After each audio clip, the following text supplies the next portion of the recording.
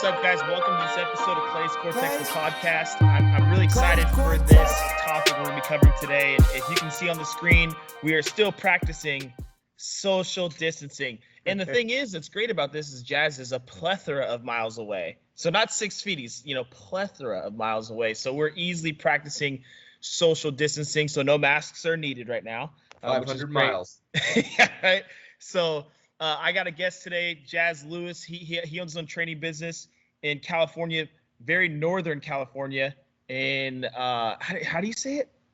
I call it the Northest California. Northest California. Near the redwoods. Yeah. Yes. The Emerald Triangle, the Redwood Curtains. Oh man, right? Those are some big terms, right? Yeah. So a lot of nature out there. But anyways, got Jazz here. I'm gonna talk about him a little bit, but in this episode today, we're gonna be talking about the topic is exercise essential? And Jazz and I have talked periodically, checked in, encouraged one another during this whole lockdown of COVID-19 across the nation. So we've had some really good talks about like working with people online and encouraging one another and so forth, which has been really good. But I thought Jazz would be a great fit to talk about, is exercise essential? Question mark, right? So we got to figure out those things. And today in this episode, we're going to cover, I would just say we're going to go kind of all over the place talking about exercise, its purpose, intentionality and so forth. But I just want to talk about Jazz first. I first met Jazz. We went to a course in Colorado. Gosh, I think it was 2013, I think. Was that? Yeah, what's it say on that thing, bro? Yeah, it was 2013. 2013. So we might have started in 2012 and then it carried over. Yep. But it was 8 months of going to Colorado. We met I call him Professor Bernier. And so, yeah, we met there. We roomed together. Also, you guys have seen Arthur on the podcast too. All three of us roomed together while going through this course, and it was a great time for all of us. And so Jazz was on his journey. I was on my journey. Arthur was on his journey. And to date now, it's been awesome to connect more and more Jazz. I'll never forget when I hadn't really talked to Jazz a whole bunch, but he reached out to me. He's like, bro, what's this, muscle system specialist thing? And I was kind of like, oh, dude. And obviously I'm fired up about it because I believe in it. I believe in the process and everything. And he came with some great questions. Right. And he's seeing and he uses the tool of exercise. He leverages exercise in his practice on a daily basis. And he was trying to find more tools that he could use to make better decisions. And it was cool because ever since I met Jazz, he's one of the most genuine, real people that I've ever met. He's just curious, asks questions. He's not being malicious about it. He is meticulous. He loves details. And so it was just kind of cool that he reached out. He came to the one-day course here. And then he ended up coming to the full course here at Curtis Clay Training Muscle System Specialist course when Mr. Mac was out here. Mr. Mac. So so it was great. So that's a little bit Jazz, but I'm gonna let him talk about himself a little bit, the journey, and then we'll hop into the podcast. So tell the people about you a little bit, Jazz. Oh man. Yeah, man. I along with a lot of the people had a traumatic injury, and I was searching for modalities of therapy to get me back on my feet. And I kind of went through the washing machine of exercise specialists and physical therapists and doctors, and just, struggled along to get back on my feet. And literally. Literally on my feet. And that's obviously how I found the course in Denver that we were talking about, which led me to a curiosity of movement and exercise and how to navigate this thing that we use on a daily basis. Love it. And it's been an incredible experience, man. I mean, I've met some of the coolest people I think walk this planet. You're like a big brother and a mentor to me, and it's been that way this whole time. And I can't thank you enough for giving me advice and encouragement along this journey. And yeah, it's just been great, man. I mean, it's cool because you start going and doors open up, and you start finding new avenues of education, and it's such a cool thing. There's a plethora of information. You can just kind of walk through it and pick and choose what you want to utilize on a daily basis. Like, went to Humboldt State, exercise science. A lot of a lot of the things I learned from that program are super essential. The scientific process, understanding how to observe and create hypothesis, and then the MSS course and all this wonderful stuff. So it's just cool because in this field, there is so much knowledge and so much expertise, and it's just fun, man. It's been a blast. That's kind of what got me to this point. So yeah, man. Which is super cool, man. I mean, if you guys hear what Jazz said, right? Like we met at class in Denver, and that course really opened my eyes. And I think I don't know about you, I feel like I learned so much through that course, being in a non-traditional school setting, right? Absolutely. Like I was playing baseball through college, did junior college, then I got my major classes, and I was in it. I was like, this is how you become a good trainer. Yeah. And then I remember going to that class, man, and it was like, what are some of the experiences that you guys are dealing with, right? And I was just like blown away. And obviously they were preaching and talking about, I don't want to say preaching, they were communicating their philosophy on the muscular system and how to approach it. And I got great results with it. I mean, I'm not going to say I didn't, but then there was I'm not even going to say a handful. There was a good amount of people which I didn't get great results with.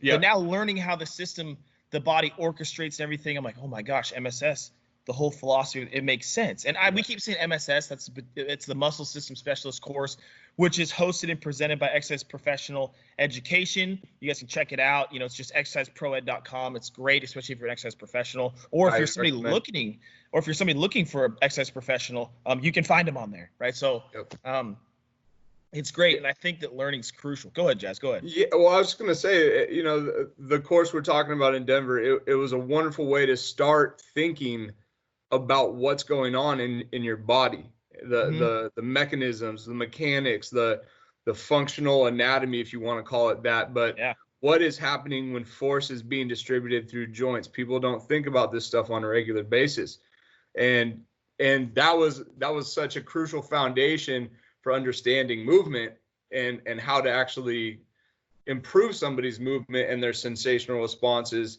This MSS stuff, though, filled all those gaps and answered a lot of the questions. Like you said, a lot of the results we were getting were good, but then there was these cases where you're just scratching your head and going, what is going on with this person? Right. And that was the frustration. I mean, you mentioned earlier, like, I called you up and I was basically like, dude, what's going on, man? I need to figure out how to fill these gaps. And you don't realize until you realize. It's almost like, you know, the Matrix taking the red pill or blue pill or whatever it is. But you start understanding a nervous system and how you interact with a nervous system, not muscles, not bones, not joints. That's not the whole picture. You dive into a nervous system and you can start seeing some pretty wild changes. Yeah, I think what's great about that course too is it encompasses talking about all the systems, right? Exactly. And I think that, like, analogy I did a while back, and I think this transitions us into what we're talking about, which is exercise essential? ? I know I keep saying question mark, but you know, is exercise essential? It is. I mean, it is. And so if you look at it, right, like we all go to the doctor, right, to get checked up with certain metrics and that kind of stuff to make sure, okay, we're in a healthy parameter, and why that's so important, especially with what's going on with COVID right now and the talk of core morbidities and so forth.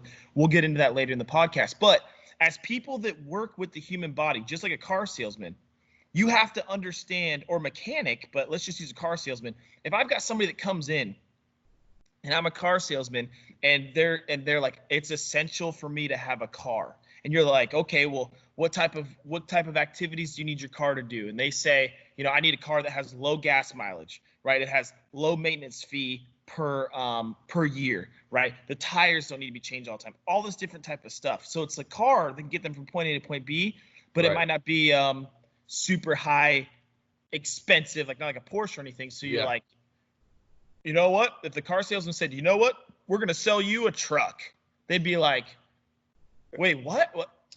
What's the cost on this maintenance wise? And they're like, it's through the roof, right? And they're like, this is not what I wanted.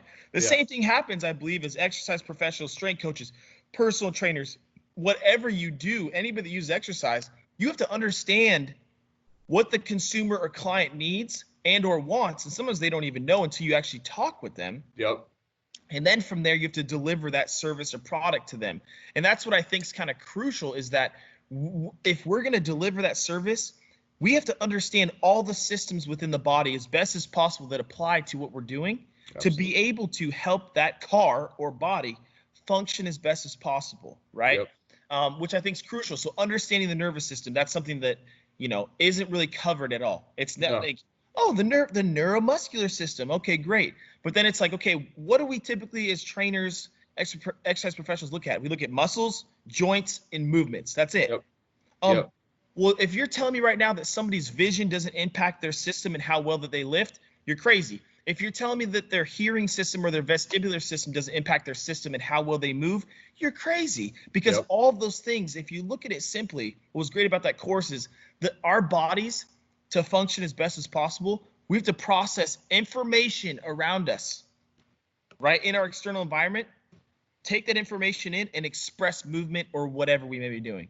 Right? Absolutely. And that's the thing is these externals on our systems play a huge factor on how our system has to adjust. Look at lymph flow. We're sitting all day not moving, which is happening a lot during COVID. You're probably not going to do very good. Yeah. Right? Which is why we need to go walk. We need to go exercise during this time. And that's the great thing. And that's why I believe exercise is essential, because exercise, as you know, and we know, it doesn't just impact your muscles or your joints. It impacts the entire system. And if I nerd out just for a moment, right? When you exercise, there is neurotropic factors that are released that cross the blood-brain barrier that can only be elicited from exercise to help you and your brain stay healthy. And if your brain is functioning well, that hub system is going to regulate your system as best as possible. And that thing I'm talking about is called BDNF, brain derivative neurotropic factor, that crosses the blood-brain barrier. And it's like, wait, I can get that from exercise? Yeah, it's not just I want to look like a swole dude and get me a girl. No, it's not just that. How people view exercise is in different fashions. So I think that leads into the talk that we're going to be talking about is exercise essential? And I think that what we're saying, because we talked before, guys, it's essential, right? And you know, it's totally essential for maintaining our system, right? And so what's your take and what's your, you know, thoughts on, man, exercise is essential, and what makes you believe that it is essential? Well, first of all, I've experienced it myself when I'm not exercising or regularly exercising, you obviously feel the effects of that firsthand. I mean, everyone can attest to that. But I mean, on the grand scheme of things, we know that cardiovascularly we must move. We must stress and stimulate our vascular system. Our blood must be oxygenated. Our muscles need oxygen just as much as our brain, and our brain just as much as our muscles. Moving does that. It's essential. Joint health, keeping the synovial fluid moving and appropriately being stressed in our bodies. I mean, people that have knee injuries that need this stuff need exercise to get their joints moving better and stay. I mean, sorry to digress, but I have a client who just went through a knee surgery, and she's been at home for 2 months. I haven't been able to get her in the door here. Right. Quite frankly, she's not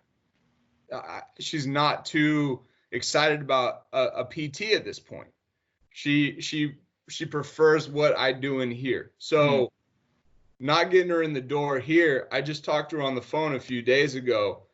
That knee that needs stimulus right now is affecting and impacting the rest of her system, her trunk, her shoulder. I mean, she's having this like domino effect because she's not able to stimulate her system appropriately. So things that we've worked on in the past, like a shoulder that we've gotten very stable and is working optimally, is now she's starting to get reverberating nerve pain down her hand. And I'm not saying this is all from a knee, but these are perfect examples of why movement and using our joints appropriately is so freaking essential on a daily basis. Love it. I mean, you can throw 1,000 examples out of why exercise is important. And I think in this time, I understand like the whole COVID situation, we have to be safe and we have to be careful for sure about, you know, bringing people in the door, and we can't be reckless about this stuff.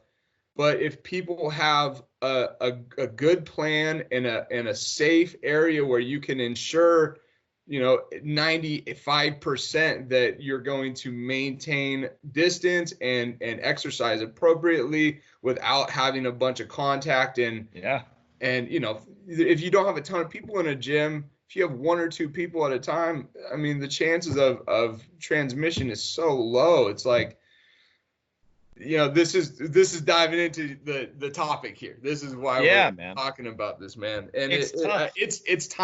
It's time. Yeah, man, it's tough. If you look at it, right, like there's been a lot of research that's come out now talking about underlying health conditions and comorbidities and how that's impacting people's responses to COVID, right? And so I'm not making a declaration, but a lot of research has shown that people don't die from COVID, they die with COVID. And because of our immune system's response to the virus itself. And so if you have underlying conditions, inflammation, whatever it is, that can impact you for sure, right? I mean, if you look at it, there's a lot of people they're saying that are taking like arthritis medication, right? And I'm not going to list which ones, that kind of stuff. The purpose of, excuse me, I don't have COVID. And so if you look at it, essentially, they're saying that them taking those anti-inflammatories for their arthritis, rheumatoid, whatever it is helping their system stay immune, not suppressed. Right. And again, now with medications, there's all these different side effects, and we need to know that as, muscle system specialist trainers. I think we should know the impact it's having on the entire system. Absolutely. But it's like, how can we reduce the amount of inflammation that's going through the body? Do I believe that that's exercising every day, balls to the wall? No, it's not.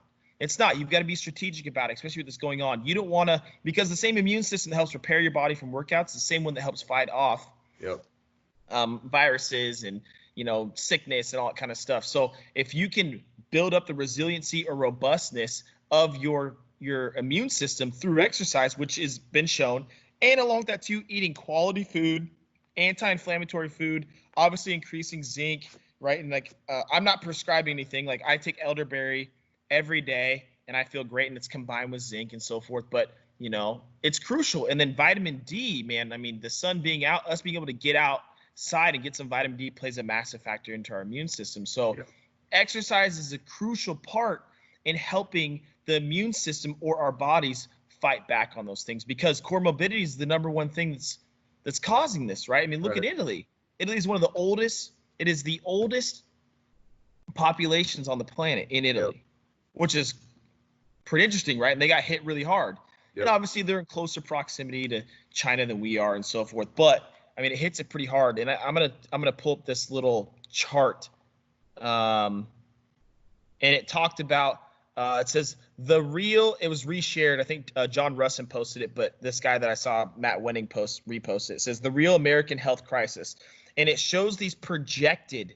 Again, they're projected. It's not full because we're not in 2030, but projected 2030 American obesity rates. And the average across the nation is about 40% of Americans are going to be obese.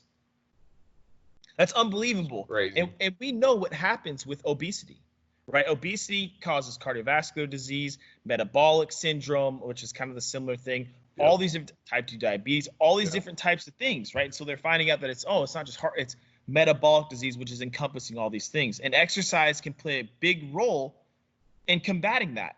Right. And that's the thing, right? And so people being in pain and then moving in pain and so forth, if we can potentially eliminate their pain, inflammation levels go down. Then they're going to feel like, oh my gosh, I'm not in pain anymore. I can exercise on a regular. Yes. And then consistency over time will help hopefully drive these numbers down. But if you look at it, fitness industry is seen as non-essential. And I guess if I look at that, the people that are saying that it's non-essential are people that are not understanding the benefits of exercise. No doubt. And potentially because they're putting exercise in a box, right? And so we can't put it in a box. And I think that that's what, when it comes to training, and that's why you said earlier, going to these courses, learning what I need to learn, you're realizing, holy crap, this box of exercise is bigger. It's huge. Than, this narrow scope, so why don't you carry on with that? Like talking a little about that, about like, man, the box of exercise and seeing how it's impacting people.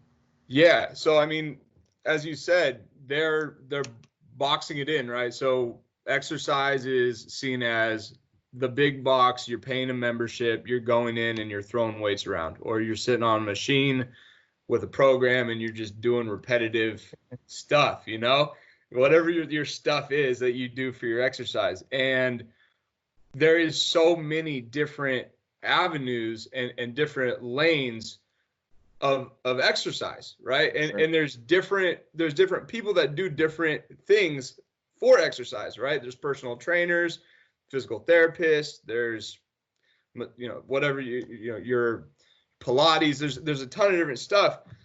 And the thing about this, and this is going into the whole reopening situation, is when they box exercise into this little narrow gap, they're saying people are going to go back to gyms and intermingle, and there's just going to be a ton of people flying around the gyms.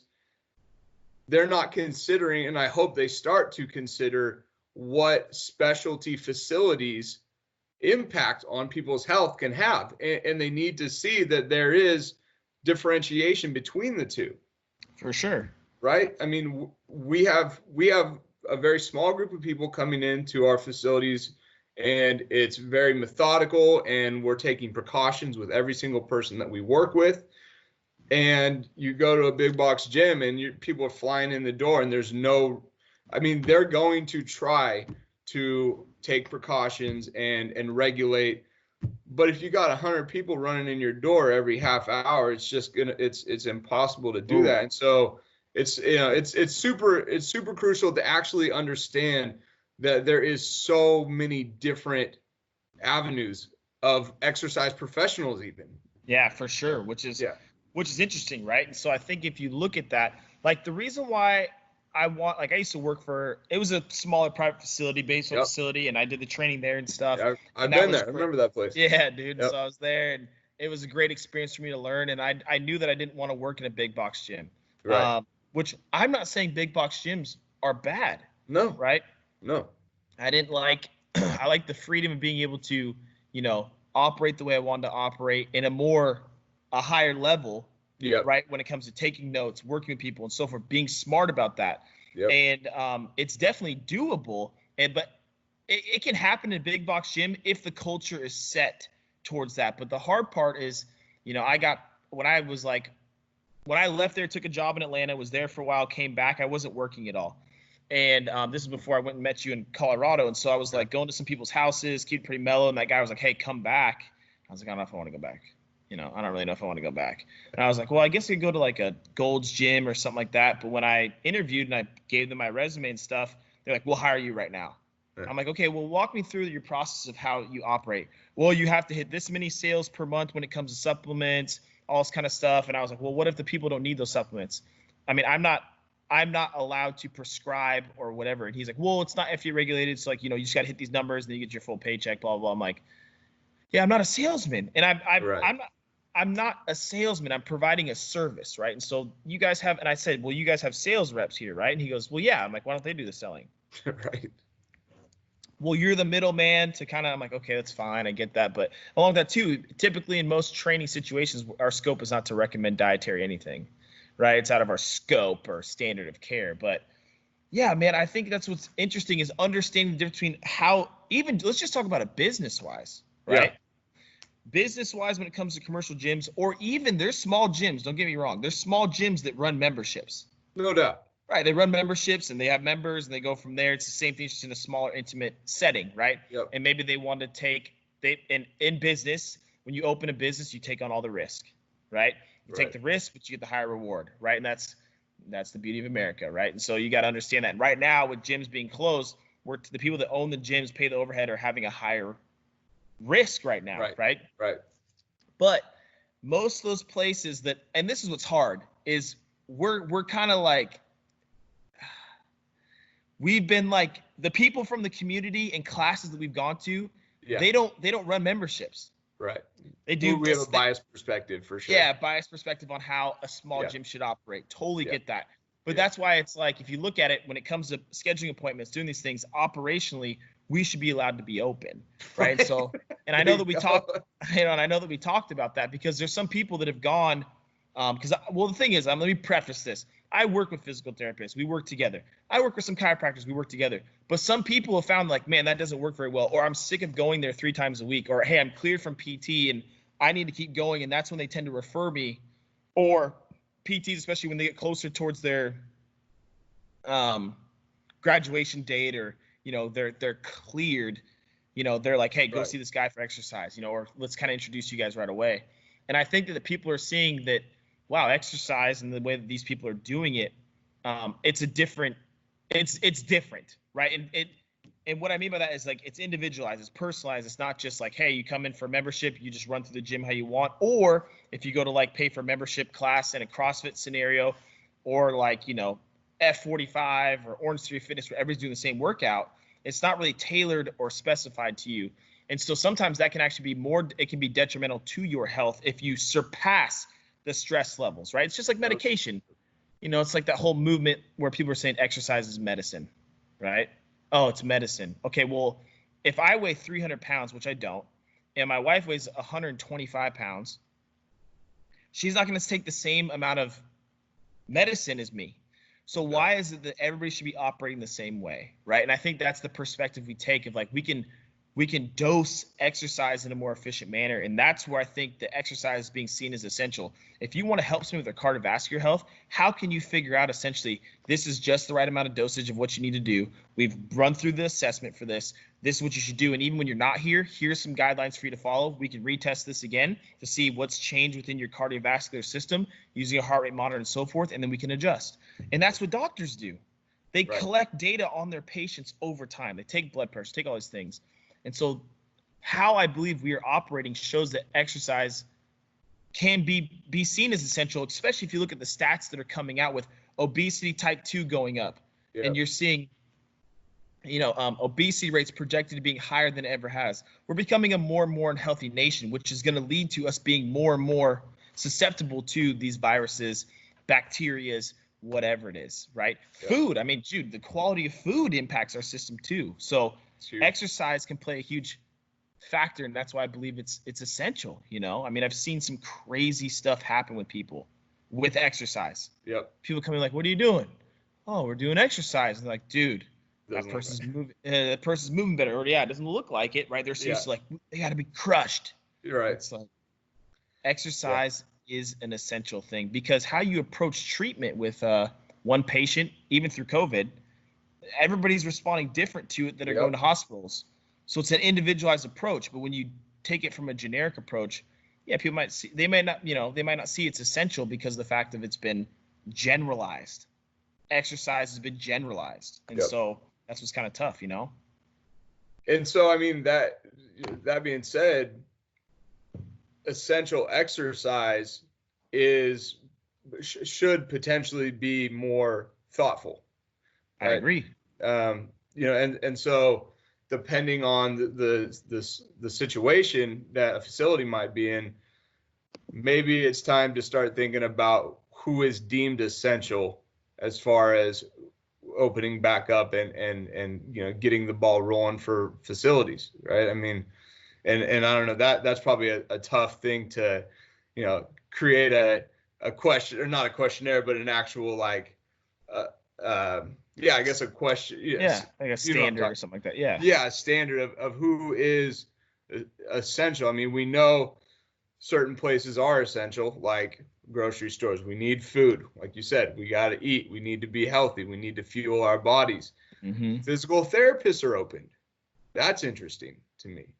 Right. I mean, I have a physical therapist down the hallway that hasn't shut down this whole time. Right. She's been open and rolling this whole time, which is awesome. It's super good that there are people that are still able to see clients for exercise.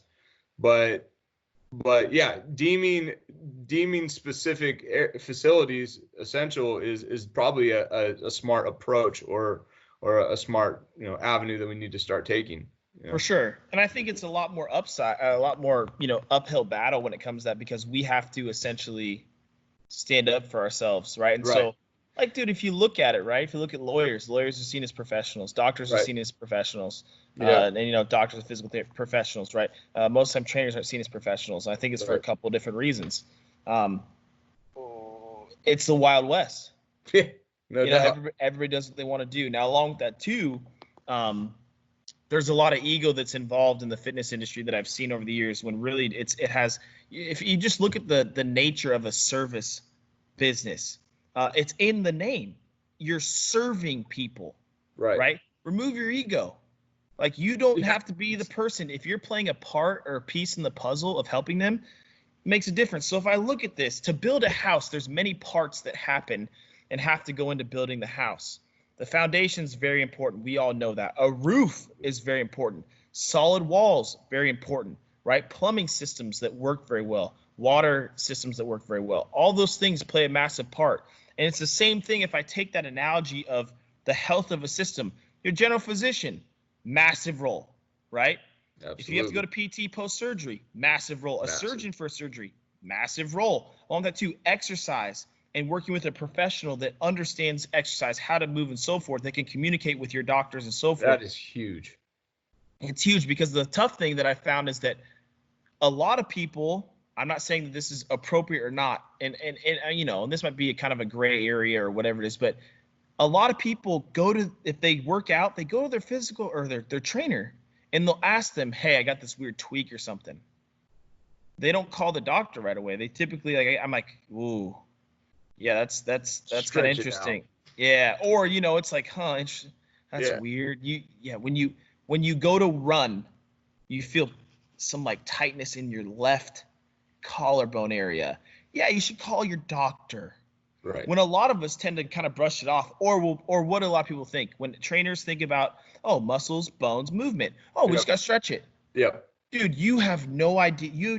We do not have extra. Yeah, you have no idea. Let's be real, right? So to be able to be like, hey, you need to go see a part of that building of the house, your team, go see your general physician. Maybe they'll refer you to a cardiologist and they'll run you through a stress test, and we'll see whatever it is, right? So it's like, exercise is, I believe, it's an adjunct and plays a crucial tool or a part in the puzzle of maintaining people's health, because exercise, let's be honest, exercise hurts people.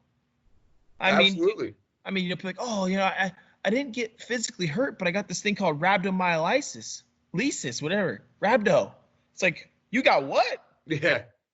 That's not good. That's going to impact your kidneys. It's going to impact, your blood flow. It's going to impact, oh my gosh. And that's from doing too much exercise. Right. So having somebody that understands this plays a massive role, because exercise is not just like, it's cool, I'm going to do it. If you push too hard or you want to actually regulate your system, working with a professional can help monitor your system, plays a factor. Just like we drive our car every single day. We bring it to the mechanic for oil change, right? Which I haven't been to the mechanic. I probably should go to the mechanic because my car in the lockdown, but haven't checked the oil. But it's important to work with somebody that understands those things, which shows exercise is essential, right? Absolutely. So let me ask you a question. Yeah. Since this has been going on, this lockdown, have you gotten any emails, phone calls from people saying, hey, I started working out at home more because of COVID, and I have an injury or a weird tweak going on? Have you got any of those calls? Yeah. I've received a few of them. Yeah. So, right? So it's like, you can't just do exercise and, I'm gonna be fine. No, there's risk involved, right? Right.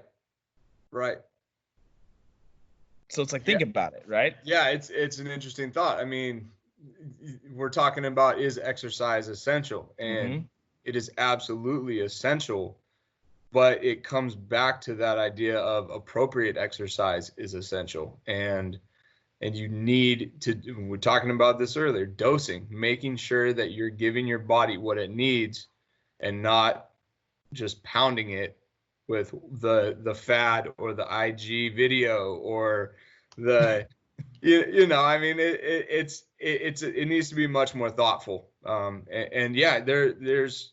There's people that are now, because they can't go see people that have a decent idea of what's going on with somebody's body, they're having to revert to online training or IG videos that might not necessarily be appropriate for that person, and that can also be dangerous and impact the body in a negative way. And so yeah. It's crazy, right? So we talked about Rhabdo a little bit earlier. Say somebody's like, oh, I haven't worked out in years. I need to work out. I got all this time now. I don't have to commute anywhere. I'm gonna start working out. They do, P90X or something. Or they do a beach body program, and they're like, dude, I'm feeling sick. I'm not doing too good. And it's like they're afraid to go to the doctor because we're afraid to go out in public. They're afraid to go to the doctor because they're told to not go to the doctor. They have to call them. And it's like people could be eliciting physiological negative things happening from jumping into a program going from there. And what's kind of cool is with us being closed down, like there's a guy on Instagram that posted, he's like, when you go back to the gym, don't go back to your current program. Right. And he's your body's in a completely different state. Oh my gosh, it's completely different. And Brett Contreras posted, he's like, ease into it, right? Ease into it, right? And it's like, because you can't just add on the same load, you can't do the same movements. Well, maybe you do the same movements, but maybe like a lesser weight or whatever it is, or magnitude.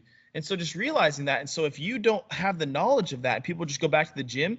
I'm predicting right now that people going back to the gym are going to be so freaking excited that they're just I'm going to go, and they're going to get tweaked, right? And it's going to happen, right? I mean, people have been at home going hard, they get tweaked. And so that's where I feel like it shows that an exercise professional, and maybe we should change the title, working with an exercise professional is I was essential. just thinking that. I was just thinking that as we've been talking, man. Right. And I guess that's the difference, right? It is. It really is. It is essential to do adequate or appropriate exercise. That's what the essential component of this is. Doing the exercise that your body needs, and understanding that not all exercise is for everyone. Exactly. It's not, right? And that's the thing, though. It's like, here's the funny thing, right? It's like, I think words are powerful. And I think that's part of my love language, and Jackie knows that. And she's a big person of like actions and acts of service and stuff like that. And so I have to speak her language, quote unquote, and she speaks my language. And the funny thing is like, words are powerful, like I just said, but to me, I'm like, you get a tailored training program. Like I've been using that a lot, right? Like, what does that mean to be tailored? It means it's fit and customized to you, right? Yeah. Which I believe, if I go to the definition of essential, let me pull that up. I got it right here. Essential, the definition, this is the adjective, absolutely necessary, very important, right? So what is absolutely necessary and very important? Exercise and maintaining our body, because our bodies are meant to move, right? And if I pull up another quote, give me a moment. I'm taking this from the Exercise Pro Ed or Professional Education Facebook page, and at the top there's this quote, and it's from it's Sir Joseph Barcraft, 1934, but it says, exercise is not a mere variant of the condition of rest. It is the essence of the machine. And what he's saying in this quote is that movement or exercise is essential, or the essence, right? It's not a role. Exercise is not a role that our body plays. It is the essence, which means it is a part of our trait, our DNA of our body. We are meant to move. We know that. If we don't move, we die. When you stop being able to be mobile or mobile with your system, things don't happen very well. People get an injury. They can't work out the same. They see all these physiological changes start to happen. So it's showing that movement and exercise is definitely essential. But when you can leverage that and work with an exercise professional, that's when I believe it's essential to maintain your system, right? And that's the thing. People want an individualized program, right? They want to, or what do a lot of people say? Well, I'm not going to see a trainer yet. I need to get in shape first. And it's like, wait, what? Like, wait, what? Like, they should be able to help you strategically and intelligently take you from where you are. So maybe we should change the title of the podcast, that working with an exercise professional is essential, right? Yes. We know that exercise is essential, and if it gets muddied waters, I went for a hike. I went for a walk. That's exercise. Like, I walk to my mailbox every day. That's not exercise. That is a task that you're doing to get from point A to point B. If you mentally say, I'm going to go for a walk to work on my cardiovascular health, the entire outcome is completely different. Driven by intention. Yes, dude. And that's what's kind of And that's what's kind of crucial to this, is us understanding people want an individualized program. That's why these small private gyms are being successful. If I pull out another stat, and I don't need to read it, I know off the top of my head, 18% of Americans have a gym membership. 18% of Americans. That's not a lot. Yeah. Right? But they're in that study or research, they didn't factor in small private gyms because most of them don't operate in a membership type basis. True. So it's like, you're telling me that only 18% of Americans are working out? That's not true. Yeah. Right? A lot of them are going to small private gyms. Yep.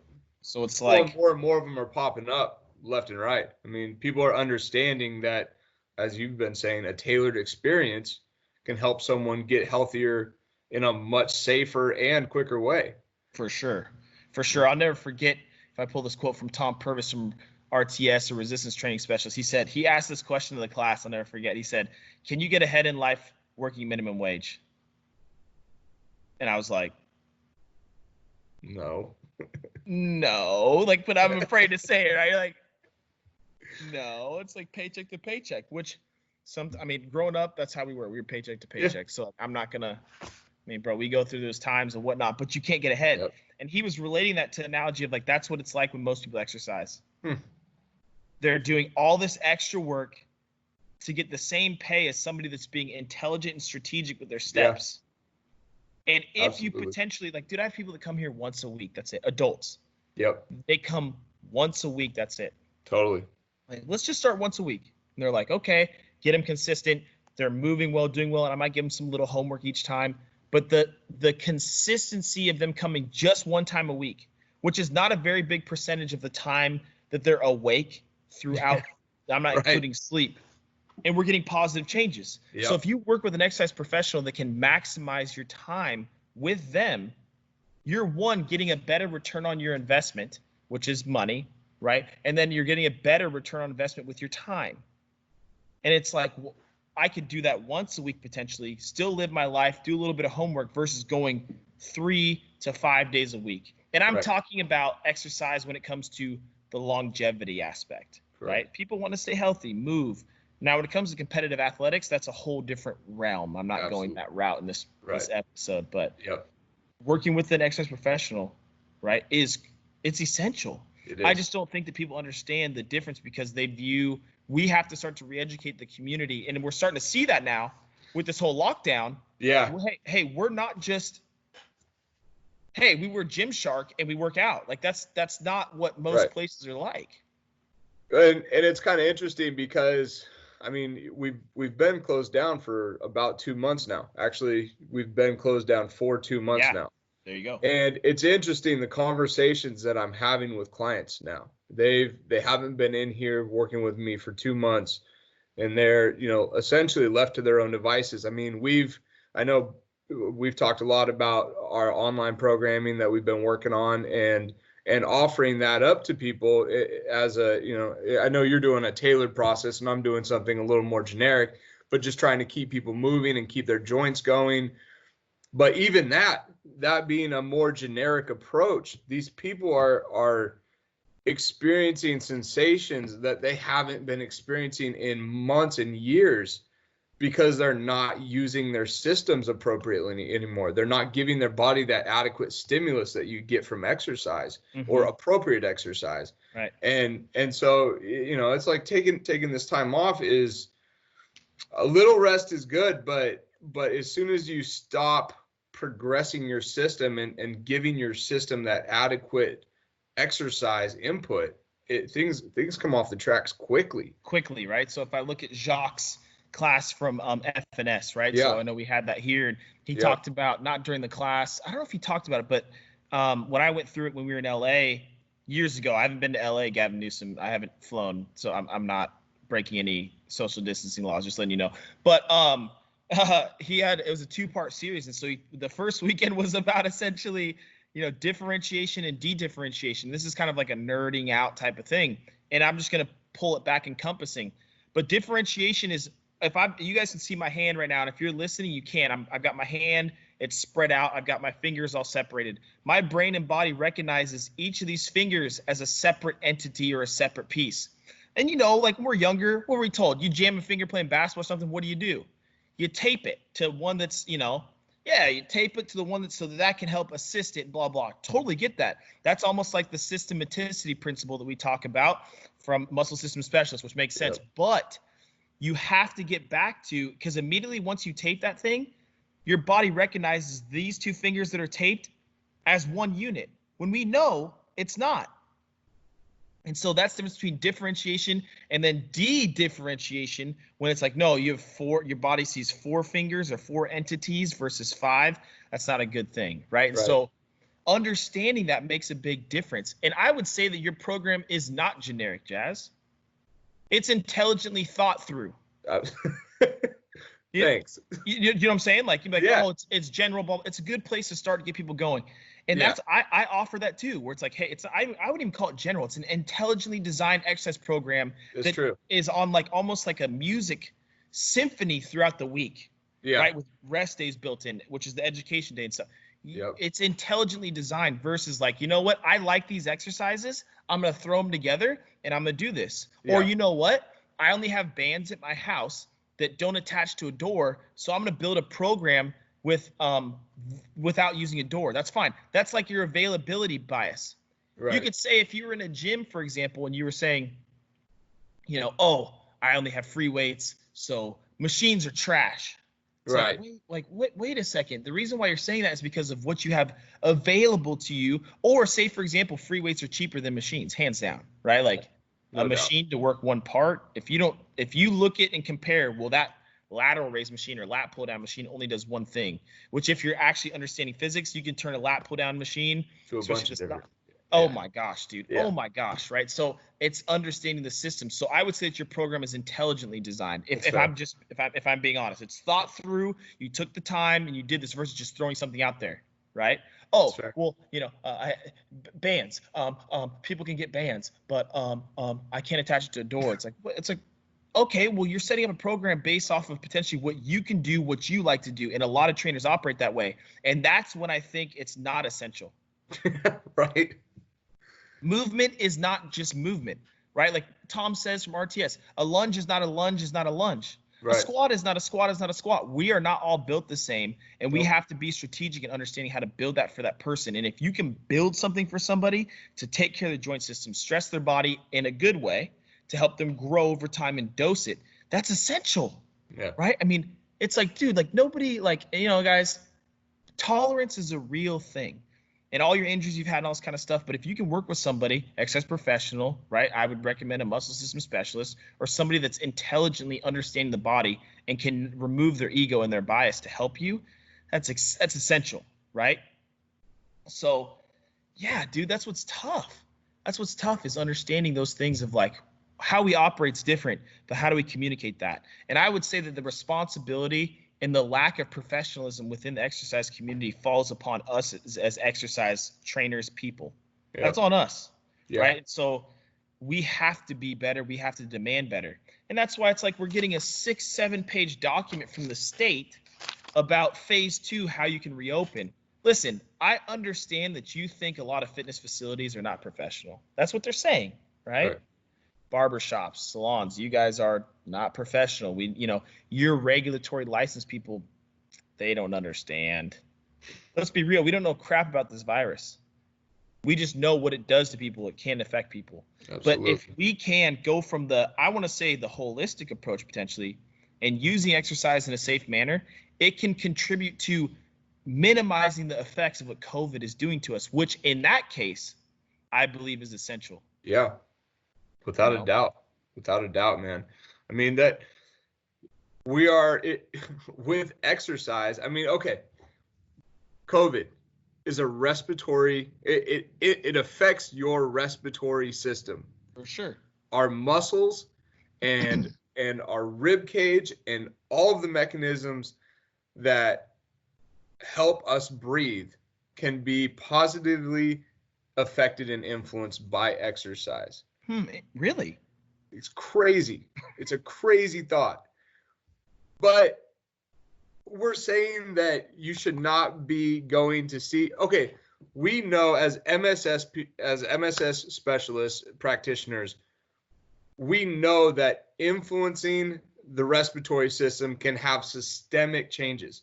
And we know how to leverage that, and we know how to train someone's respiratory system.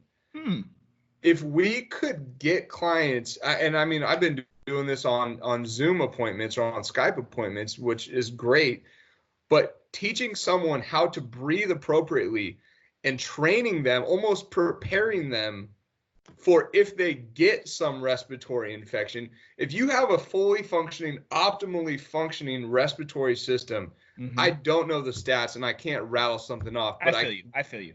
I can guarantee you that you're going to be a step ahead of somebody who hasn't been leveraging and utilizing the mechanics of your respiratory system in an appropriate manner. Ooh, that's interesting. Huh? If I look at athletics, right? Let's just say athletics, right? And I don't train my shoulder. And I played baseball. I don't train it, but I just expect, I play baseball, throw the ball, be fine. I'm not going to do very well when the stresses of playing a full season happen. We're technically in a full season every day when it comes to life and us being able to function. No and a lot of people, and I don't know about you, but you probably might agree, but a lot of people don't know how to breathe. They do not know how to breathe. Yep. And there's a couple things that factor that, right?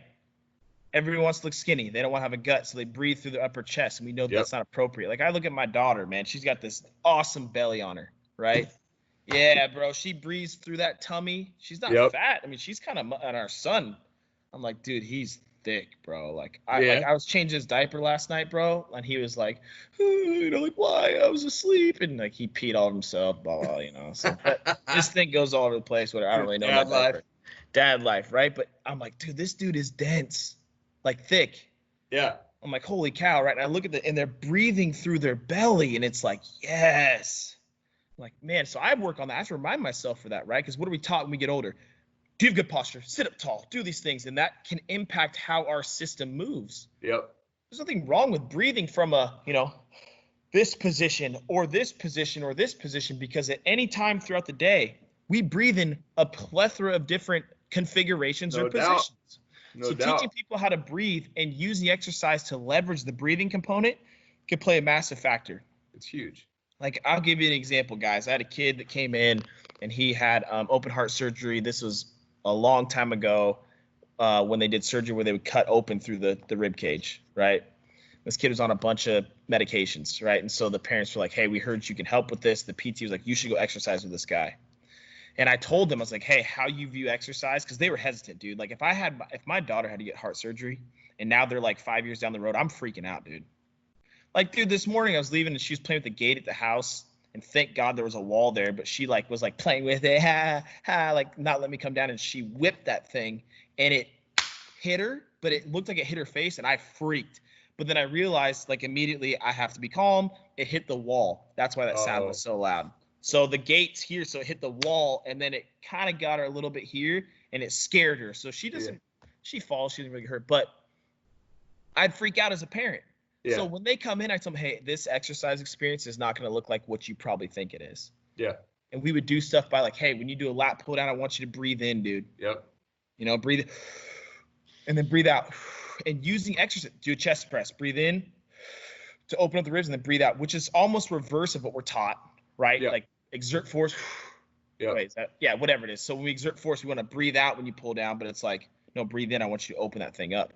Dude, this kid got off medications within 6 months. He's still on some stuff. It's just understanding, hey, breathing's important, right? Huge. It's essential. And that's what it goes back down to. We talked earlier in this episode about us as people working with the system need to understand the underlyings of the system that is encompassed with a plethora of systems, and how it could be impacting it. I mean, this kid came in, dude. I don't know. You ever seen somebody that doesn't breathe very well and, like, what their face looks like? They just look stressed, right? Yeah. Their body has chronic fatigue. I mean, not like you said earlier, not enough oxygen to muscles, not enough oxygen flowing through the heart, through the blood, all kind of stuff plays a huge factor. But if we can teach somebody how to breathe, it's going to play a huge factor. And you said something that I hope everybody heard earlier was, if people don't breathe well, it's a systemic effect, right? What does that mean? And to you, Jazz, when you say systemic, I'm going to type in the definition, guys. Beauty of technology. There you go. When you say systemic, what do you mean by that? parts of the whole. Every part and every system in our body, or systemic in general, is a bunch of systems that are working to create a huge system or an operating organism. Right.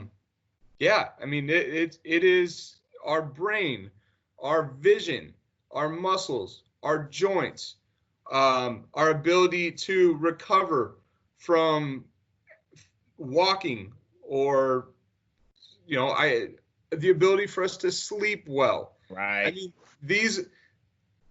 it's everything. It is, as far as an internal system, it is our full all-encompassing organism. I love it, man. If I read the definition of systemic, the adjective relating to a system, especially as opposed to a particular part.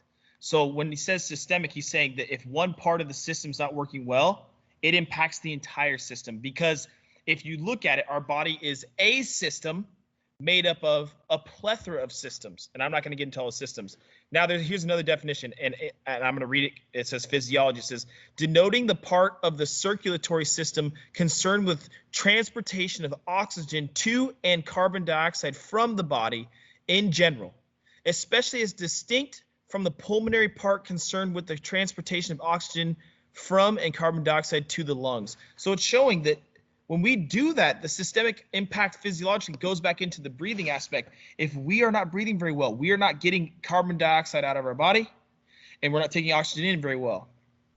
And that's a massive factor. Just as we say, guys, we need to hydrate. Water is important to our system. We know that. We're made 90% of water. We're not drinking enough water, blah, blah, blah. Okay, I get that. But along with that, too, you need this oxygen to get you going, too. So breathing appropriately plays a factor, too. And if COVID is a respiratory attacking type thing, dude, there's a hierarchy, and I'm going to go off a tangent. There's a hierarchy of our system. Our body just cares about survival, straight up. It doesn't care if I throw a ball 94 miles an hour. If I can hit a ball, 450 feet. If I'm golfing, if my swing speed is 150 miles an hour, your body doesn't care about that. It cares about surviving, right? That's why sleep is important. Recovery is important. And if every system in your body is operating as best as possible, it's crucial. And exercise can help every system in your body, which is beautiful. It's a beautiful thing. And I'll tell you right now, when I first graduated from college and I was working mainly with athletes, I was like, this is how we have to exercise. We got to train for your sport. We got to do this. But then when I started getting some parents and some older adults with some serious type stuff, I would do, and this is my opinion, I feel like we would do barely any exercise. Yeah. Compared to my biased understanding at that moment in time. Yep. I'm like, how are we getting positive changes right now? How are we getting they feel great. They're walking better. They're like, man, I'm breathing better. Man, my back doesn't hurt anymore. And I feel like I call them moves. We did like 3 moves. We did 3 exercises. I'm like, how is that even possible? How is that possible? But then it just goes to show the dosage for everybody is different. Yep. So it's like, I believe that working with, I think exercise is essential. Movement is essential for our bodies based off that quote from Exercise Pro Ed. But when you can take exercise or movement and leverage it or do it in an efficient manner, working with an exercise professional, that's when I think it truly becomes essential. And that's what I think is funny is we got the same thought of like, no, working with an exercise professional is essential, right? Yep. So, which is cool, man. And I think that from this episode, I think that people are gathering that, we believe exercise is essential. And we're also going to say, boop, boop, working with an exercise professional is essential. It's very essential. Right. Very essential. Right. So I think that from this, I think we're realizing that. And I hope that I know we went on some very deep topics and went in depth on some stuff, but I hope the people that listen to this or watch this can realize, and it can encourage them, I just need to start. Because if you think about it, we talked a lot about the dosage, the tailoring. Somebody's exercise program intensity may look different than somebody else's. Absolutely. If you need to start off by just walking, go for a walk. Yeah. Right? Start there. Then you're like, hey, this is getting kind of good. I'm feeling good. I need to go work with somebody. That's great. I go to the gym. You go to the gym, get a membership. You're like, man, this isn't what I expected it to be. I got this equipment. I got the machines, that kind of stuff. But that's what I think that, and this is a whole other podcast, guys. Oh, here we go. It's not It's not it's not exercise that's the magic or new equipment. It is how the person, yes, it's your brain and how your person uses those tools. Yep. Right. So but if you think about it, if you're selling a product such as a machine or a product when it comes to equipment, you're like, this is the end all be all. Right. Yeah. And I'll be real, like there's a bias involved in that, right? Like I'm not going to list a company, but they think that their exercise equipment is the bee's knees, the end all be all. But I've got reports from other people that, man, the resistance profile doesn't feel good. I mean, this is a whole other podcast we can go into. But just to emphasize, the reason why we believe working with the exercise professional is essential is because of how they use their brain to help make changes in your body for the positive. Absolutely. You know? So, yeah, well said. Well said. Man. Jazz, you the dude, man. Dude, I appreciate it, man. This has been a blast. Thank you for having me on. Yeah, dude, I really appreciate you coming on. I think we'll keep going. And I think what's cool through this is if we can continue to educate people and talk about this, it's going to take a big effort, but we can change the trajectory of the fitness industry, right? And I'm not saying just you and me. It's going to take a massive group. It's already kind of happening. I agree. Right? People are looking for problem solvers. They're not looking for just programs anymore. Or people, go ahead. I was going to say, I mean, we could keep going and going, man. But it's so interesting because when I get new clients coming in the office, one of the first things I have to do is re-educate them on what exercise even means. That's the first hurdle right there. Because I love it. Yeah. And it, like you said, it looks different for every single human being. Because no one is starting from the same start point and no one has the same physiology. So it's rewiring that exercise thought process, man. It's good. I know, man. It's great. It's great, man. I really appreciate you being on this episode, man. It was good just to dialogue, bounce back and forth, talk about what's essential. And hopefully you guys are encouraged through this. Check Jazz out in the show notes. I will list his business, his Instagram. Check him out. He has some great posts. He works with a lot of golfers. He loves to golf. So show him some love. So where can they find you? Where can they find you? Instagram and whatnot. On Instagram, Jazz Lewis Training is my handle. And then on my website, just jazzlewistraining.com. Pretty easy to find it there. I love it, man. I love it. Man, appreciate you coming on this episode, man. And guys, Jazz and I are signing out. We appreciate you guys listening or watching this episode. We will see you guys soon. Have a good one. All right.